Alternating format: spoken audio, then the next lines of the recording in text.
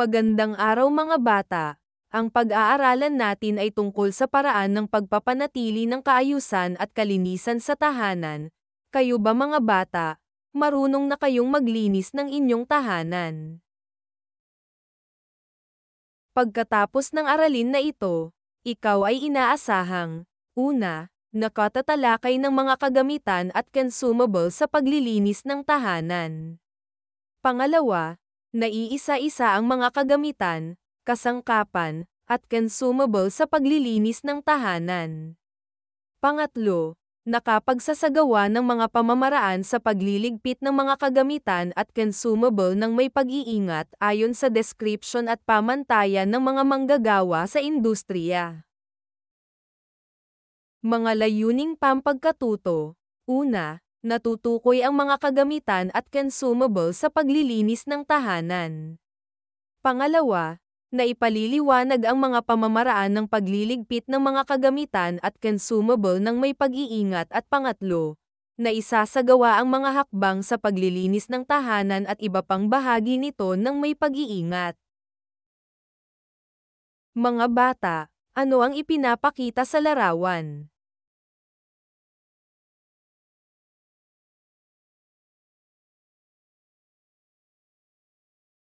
Ano-ano mga kagamitan sa paglilinis ang kanilang ginagamit?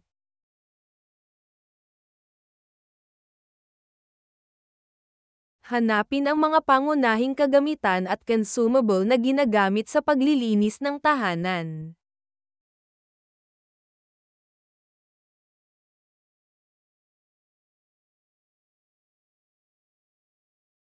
Nahanap nyo ba mga bata ang mga pangunahing kagamitan at consumable na ginagamit sa paglilinis ng tahanan? Tignan natin kung parehas tayo ng nahanap.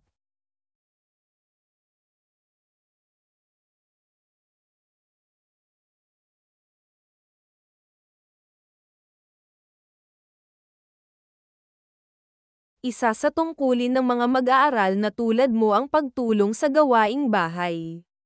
Sa ganitong paraan, hindi lamang napananatili ang kaayusan, kalinisan at kaligtasan ng bawat miyembro ng pamilya sa bawat tahanan kundi nagkakaroon pa ng bonding ang pamilya habang naglilinis. Ang wastong kaalaman at kasanayan sa paggamit ng mga kagamitan at consumable ay mahalagang bagay na iyong matutunan upang maging ligtas sa lahat ng pagkakataon. Talakayin natin ang mga kagamitan sa paglilinis ng tahanan. Una ay ang walis. Ang walis na karaniwang gawa sa plastik at dahon ng niyog ay ang pangunahing kagamitan sa paglilinis ng mga dumi, alikabok at agyo sa tahanan. Ang palagiang pagwawalis ng tahanan ay nakapagdudulot ng maginhawang pakiramdam dulot ng maganda at malinis na tanawin ng tahanan.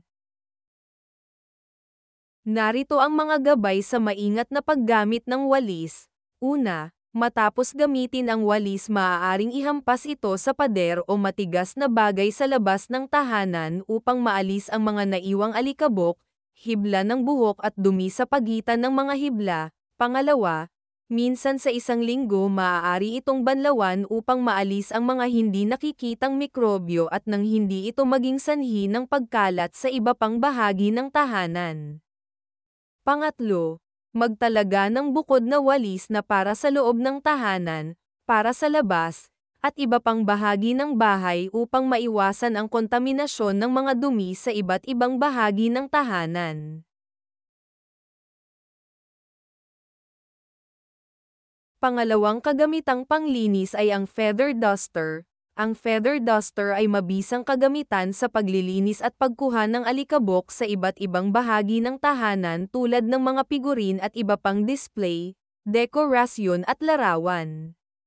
Ito ay karaniwang gawa sa balahibo mula sa uri ng ibon tulad ng manok o iba pang uri ng ibon. Ang iba ay gawa naman sa hibla ng plastik. Narito ang mga gabay sa maingat na paggamit ng feather duster. Una, tulad ng sa walis, pagkatapos gamitin ay ipagpag sa labas ng tahanan ang feather duster upang maalis ang mga naiwang alikabok at dumi. Pangalawa, Itabi ito sa lugar kung saan maiiwasan ang pagkalat o pagkabunot ng mga hibla upang mapanatili ang epektibong gamit nito.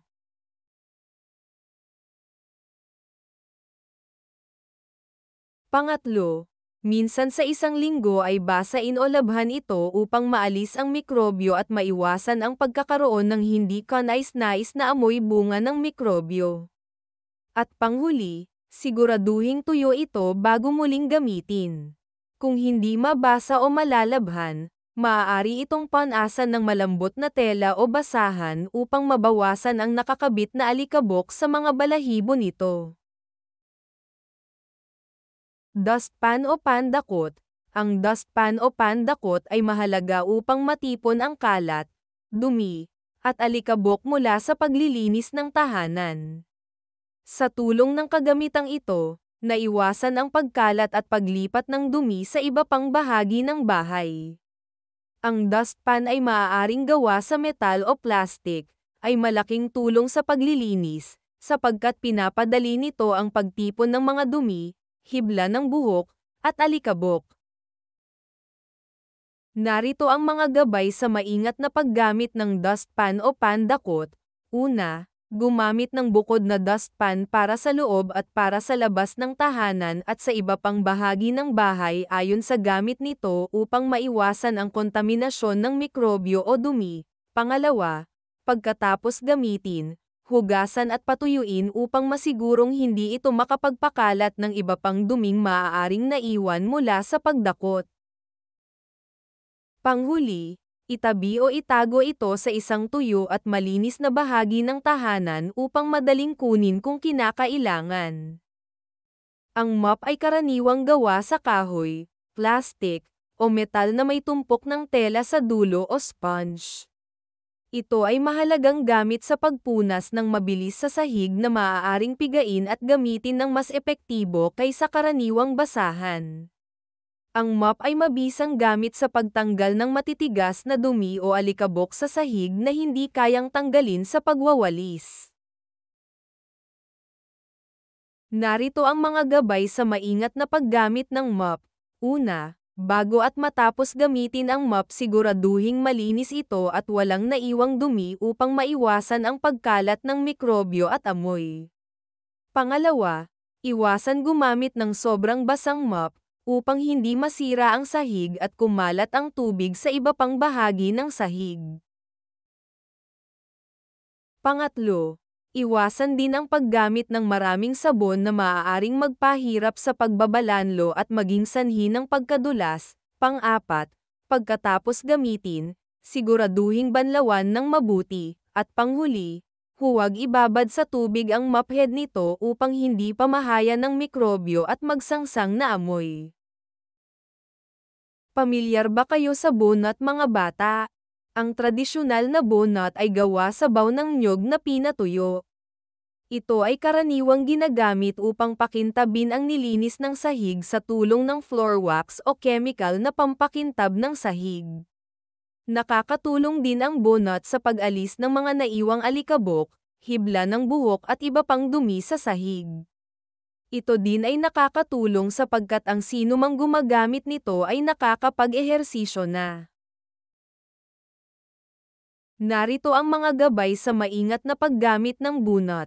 Una, linisin ang bunot bago at matapos gamitin upang masigurong walang naiwang o maiwang dumi, alikabok at hibla ng buhok. Pangalawa, sa paggamit ng bunot ay maging maingat upang hindi madulas. Pangatlo, bago gamitin ang bunot tiyakin na walang nakausli o litas na sobrang baw upang makaiwas sa pagkasugat. Pang-apat, itabi ang bunot sa isang tuyo at hindi nababasang lugar upang hindi pamahayan ng mikrobyo. Vacuum cleaner. Ang kagamitang ito ay makabago at gumagamit ng kuryente. Ito ay epektibo at mas mabilis na gamit sa pag-aalis ng alikabok at dumi na hindi nakukuha ng karaniwang kagamitan tulad ng walis at bunot. Narito ang mga gabay sa maingat na paggamit ng vacuum cleaner. Una, linisin ng regular ang filter ng vacuum cleaner upang mapanatiling epektibo ang gamit ng pag-suction. Pangalawa, huwag gamitin ng labis ang kagamitan upang hindi agad masira. Pangatlo, huwag itong gamitin sa mga bagay na maaaring makasipsip ng tubig sapagkat makasisira ito sa makina. Pang-apat, sundin ang tamang pamamaraan ng paggamit, gaya ng pagsasaksak sa electric outlet, pagtulak at paghatak nito sa sahig, at panghuli, huwag itong gamitin sa mga matitigas na bagay dahil maaaring mapuwersa ang makina at masira ito. Floor polisher. Ito ay modernong kagamitan sa pagpapakintab ng sahig na ginagamitan ng kuryente.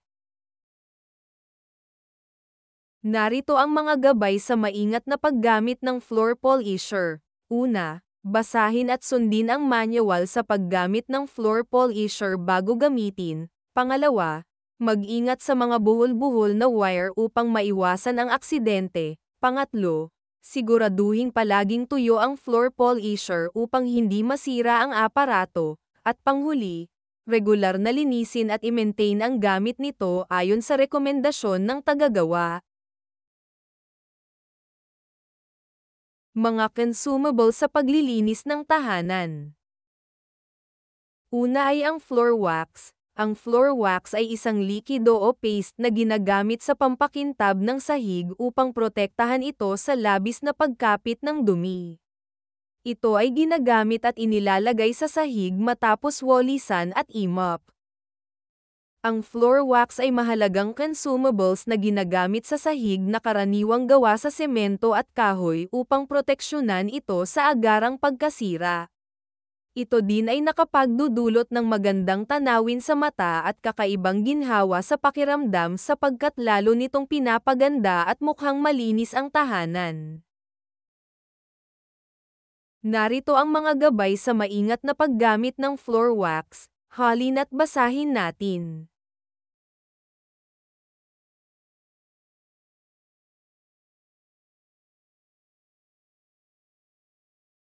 Ang liquid detergent o bar soap ay mahalagang consumable sa paglilinis. Ginagamit ito upang linisin ang iba't ibang bahagi ng bahay. Ito ay napakabisang pang-alis ng mantsa, dumi, at mikrobyo. Ito ay nagbibigay din ng malinis at mabangong paligid.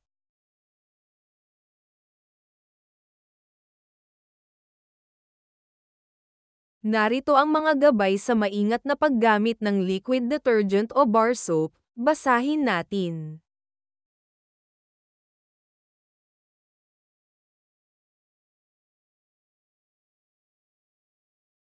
Basahan. Ito ay isang tela o materyal na gamit na maituturing na consumables dahil ito ay disposable kung ginagamit sa paglilinis ng tahanan. Ito ay mahalaga sa pagpunas o pag-alis ng dumi at alikabok sa mga gamit o bahagi ng bahay na hindi maaaring gamitan ng walis, tulad ng mga mesa, kitchen countertop, dekorasyon, at iba pa. Narito ang mga gabay sa maingat na paggamit ng basahan. Basahin natin.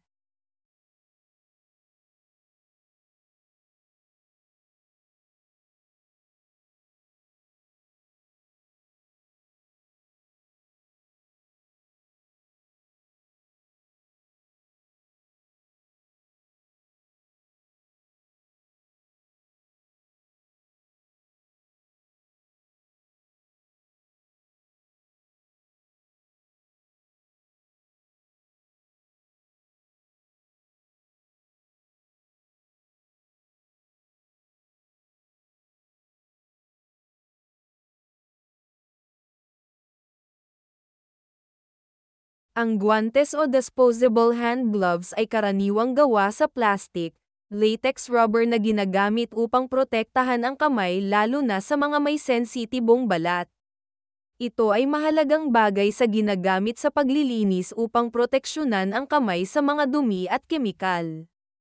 Karaniwang ginagamit ang disposable gloves sa paglalaban ng mabibigat na damit, paglilinis ng kanal, palikuran at iba pang bahagi ng tahanan na kinakailangan gamitan ng kemikal. Basahin natin ang mga gabay sa maingat na paggamit ng disposable hand gloves.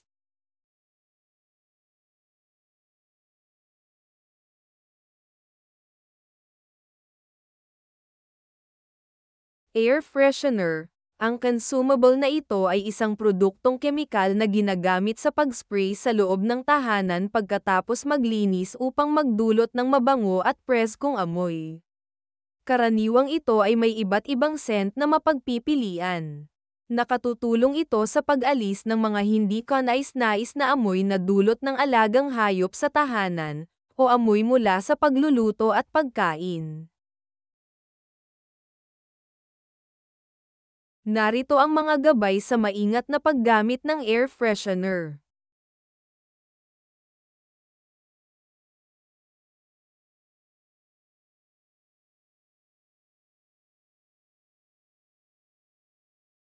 Ang chlorine ay isang uri ng kemikal na ihinahalo sa tubig upang gamiting pang-sanitize sa bahagi ng tahanang nililinis. Ito ay mabisang consumable sa pagpatay ng mga mikrobyo at bakterya, na ginagamit din sa paglilinis ng tubig. Karaniwan ginagamit ang 1 sa 10 mixture para sa ligtas na homemade sanitizer. Ito ay 1 sa 10 ratio o isang kot sarang chlorine sa 1 litrong tubig.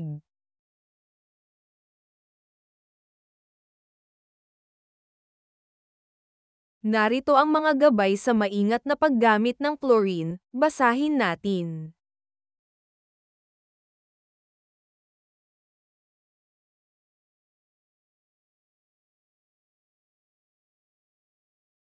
Basahin at pag-aralan natin kung paano ang wastong paglilinis ng bahay.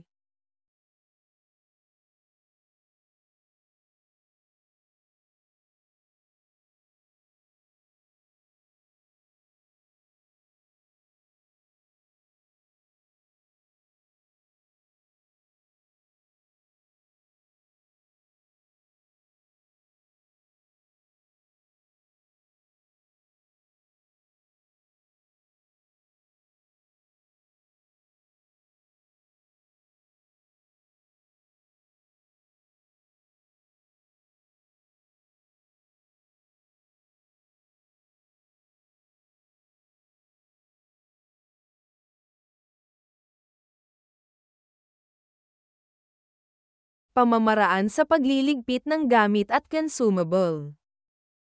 Hindi lamang ang pagpapanatili ng kaayusan at kalinisan ang dapat nating isaalang-alang sa paglilinis ng tahanan. Kasama rin dito ang mga pangkaligtasan ng tagalinis. Upang matiyak ang kaligtasan sa paglilinis ng tahanan, narito ang mga dapat tandaan. Una, siguraduhin may mga angkop na kagamitan sa paglilinis gaya ng walis, mop, basahan at mga cleaning solution.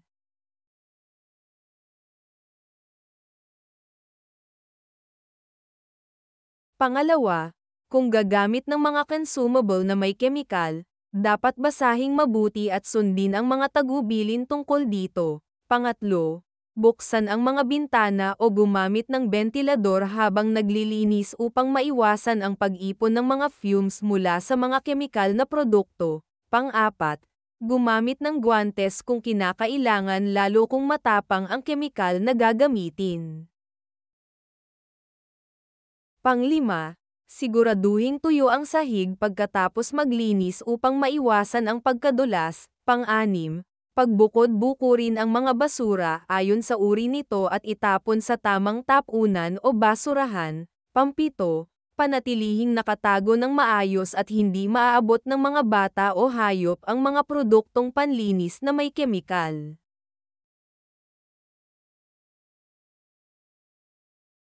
Pang-8, maglagay ng angkop na label sa mga consumable kabilang ang expiration date. At panghuli, magkaroon ng regular na schedule ng paglilinis upang maiwasan ang pagbuo at pagdami ng dumi at alikabok. Narito ang wastong paraan ng pagliligpit ng inyong mga higaan. Una, tiklupan ang mga kumot at ilagay sa tamang lagayan. Pangalawa, pagpagin at ayusin ang sapin ng kama. Siguruhing nakalapat ang lahat ng sulok, at panghuli, ayusin ang punda ng unan at ilagay ang unan sa bandang ulunan ng kama. Tandaan natin mga bata na ang pagpapanatili ng kaayusan, kalinisan, at organisasyon sa tahanan ay nagpapakita ng pagmamahal sa pamilya dahil ang bawat ambag sa gawaing bahay ay makapagudulot ng masaya, ligtas, at payapang pamumuhay. Tingnan ang mga larawan sa ibaba at hanapin ang pagkakaiba ng mga ito.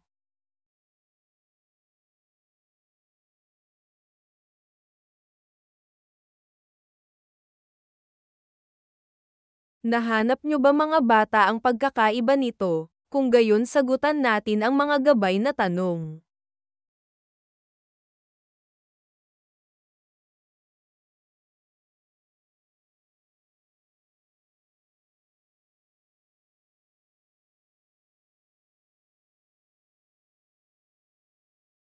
Sagutan natin ang unang gawain.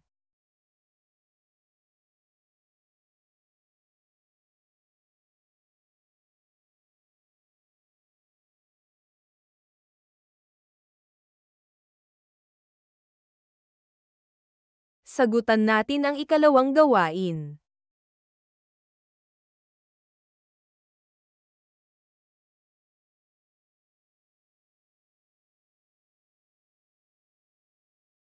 Sagutan natin ang ating pagsusulit para sa araw na ito.